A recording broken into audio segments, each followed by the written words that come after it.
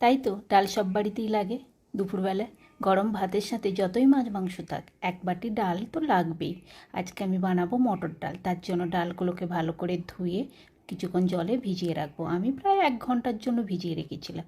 এবার কড়াইতে খানিকটা সর্ষের তেল দিয়ে তাতে ডালগুলো একটু হালকা করে নাড়াচাড়া করে ভেজে টুকরো করে রাখা আলু, পেঁয়াজ, গোটা টমেটো আর মূলো দিয়ে আবারও একটু নাড়াচাড়া করে এবার পরিমাণ মতন বুঝে শুনে জল ব্যবহার করতে হবে, যাতে সবজি আর ডালগুলো ভালো করে সিদ্ধ হয়ে যায়। এবার দিয়ে দেবো কিছুটা হলুদ গুঁড়ো আর স্বাদ মতন নুন। দেওয়ার পর ওয়েট করব যতক্ষণ না ডাল আর সবজিগুলো ভালো করে সিদ্ধ হয়ে আসছে। ডালটা এমন সিদ্ধ করতে হবে যাতে একদম গলে না যায়।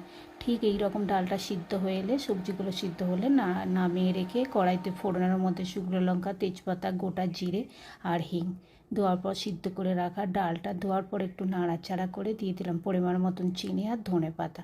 এবার নামাবার আগে 1 চামচ ঘি দিয়ে এবার নামিয়ে নেব।